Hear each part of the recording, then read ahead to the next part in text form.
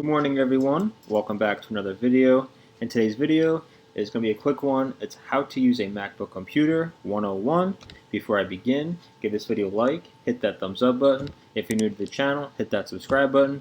And remember, I'll be doing a giveaway of 2 Amazon gift cards once I reach 2,000 subscribers. All you need to do to enter is be subscribed and comment down below to let me know you want to enter the contest. By doing that, you guys get 5 entries in the hat. So with that being said, let's get into today's video on how to use a MacBook computer. The MacBooks are fun to use. They can be a bit intimidating. So if you're used to a Windows machine, a couple things here and there that are different. Now I'm not going to go into a great detail of everything in today's video. I'm going to try to make it as short as possible, make it as easy as possible, just so you can have a grasp on what to do, where things are, and how to pretty much use a MacBook. So once you have your MacBook computer, or if you get a brand new Mac, it's going to go through a couple prompts of asking you to make a password, asking you for your Apple ID. These are just configuration prompts or startup prompts just to get you to this main screen, which is your quote-unquote desktop. So on a Windows machine, you have your desktop. On a MacBook, you have your desktop. Down here on the bottom of your screen is what's called a dock. And your dock houses all these applications. You have your Finder, your Mail, FaceTime, if you have an iPhone, if you have your Apple ID signed in, Safari, which is your internet browser, like Chrome is, or Internet Explorer, or Mozilla Firefox. You have iMessage, so if you were signed in with your iCloud, you can fire off messages. You have your Maps, you have Photos, Contacts, Calendar, Notes, Podcast, Apple TV. Don't worry about VLC, I downloaded that, so you don't have to worry about that. App Store, where you can download things like you would if you had an iPhone or an iPad. You have your system preferences, which are your settings. I have Google Chrome installed, you may not. You have iMovie, a calculator, Air Server, QuickTime, and these other things I have downloaded. But then you also have your trash can, which would be your recycle bin on a Windows machine. I'm going to go through a couple of these things and just a little bit of a detail, not much, like I said, trying to keep this video as short as possible. So we'll start with Finder. So if you click on Finder, you have this row on the left-hand side, which houses many of the things you may be looking for. So you have AirDrop, so you can AirDrop with your iPhone or iPad. You have Recents, so if any program that you open or document or download or anything like that will be in your Recent folder. You have Applications, anything that you may have installed or things that came pre-installed will be in your Applications folder. Desktop shows everything that's on your desktop. Documents, if you have anything saved to your Documents folder, this is where they would be. You have your Downloads. I have a couple things stored in my Downloads folder, but if you downloaded anything from the web, or maybe you've downloaded emails, you would most likely save them to your Download folder. And you have your Picture folder. So if you save pictures somewhere, if it's from Google, if it's from your phone, camera, whatever, you'll most likely have them saved to your Picture folder.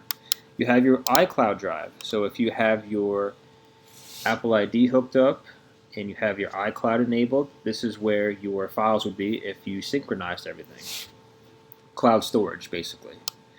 You have your Macintosh HD, which is your hard drive, which houses everything that's on your computer. You have a few folders in here: the applications, the library, the system, and the users.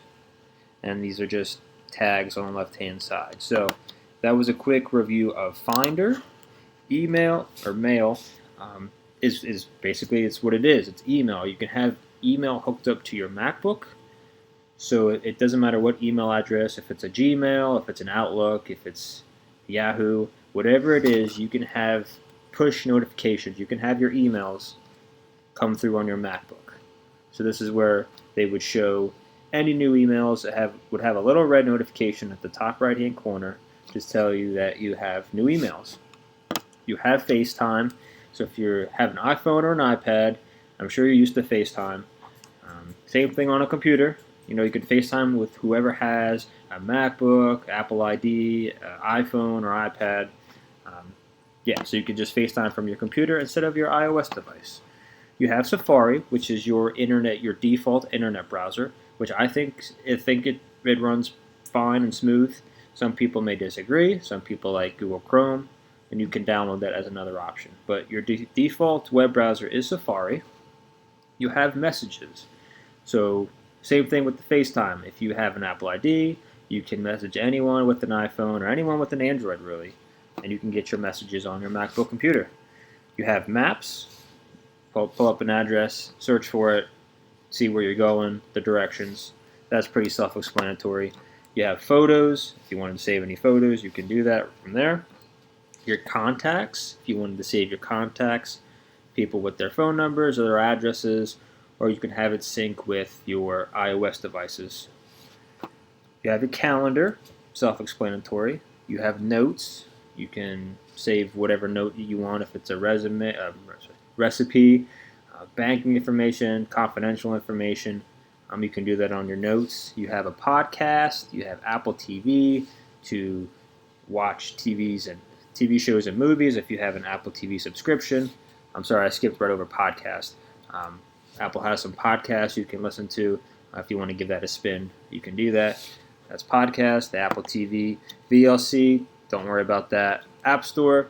Download a whole bunch of things just like you would on your phone or iPad. System preferences. If I click that, I'll show you what I mean. From here, you can do a lot of things. You can change your dock. Go through a couple settings there.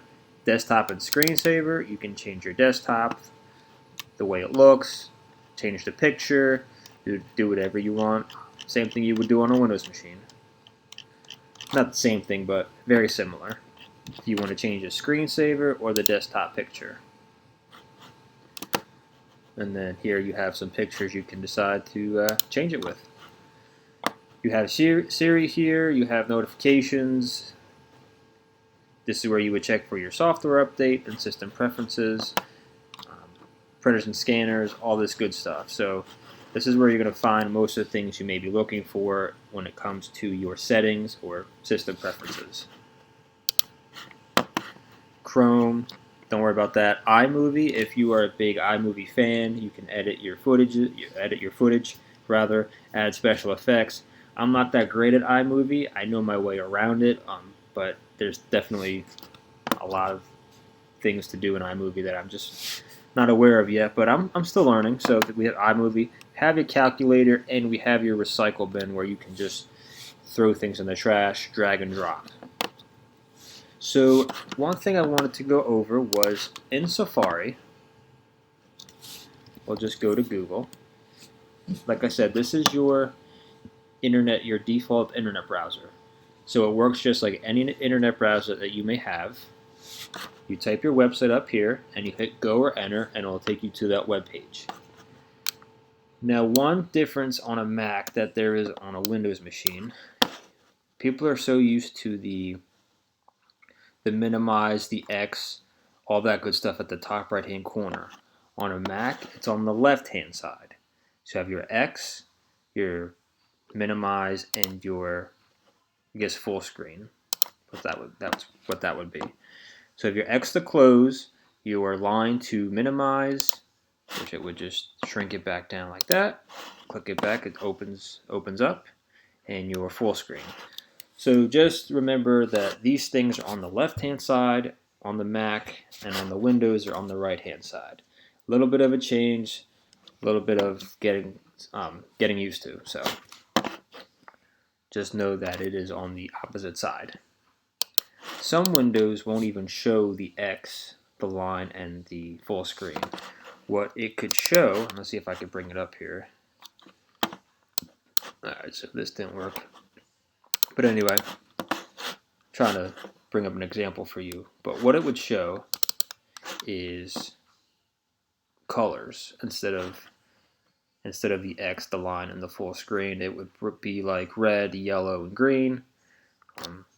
Just they're color coded. So X would be red, which would close out the window. Minimize would be green, and all that good stuff. So these notifications.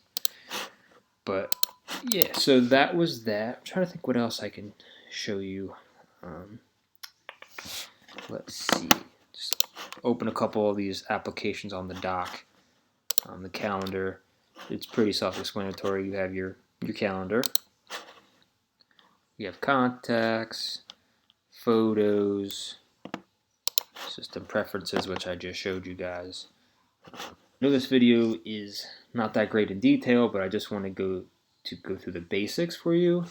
You have a magnifying glass right here where you can search for like downloads, or you can search for pictures, and it will take you to those specific folders. So just know if you don't want to go through the Finder, you can always just search for it with the magnifying glass. To connect to Wi-Fi, you just click the Wi-Fi signal bars at the top here, connect to your home Wi-Fi. So that's that. If you wanted to remove a program, you could just hold it in, drop it in your recycle or whatever you have on your desktop. If you have documents, just hold it in, drop it to your trash can. I think that's really it, honestly. Just some basic stuff. If you want to learn anything specific, let me know in the comments below. I know I did a poll asking, what sparks your interest on my channel, and it was between learning things on a Mac and iPhone, iPhone tutorials and iPhone guides. So they were kind of neck and neck. So this was just a basic how-to video, nothing too extreme. So let me know in the comments below what you specifically want to learn on a Mac, and I will definitely help you out. Maybe I'll, comment back and help you, or I'll make a separate video. Just let me know, and enter that contest, give this video a like, and I'll see you guys on the next video. Later.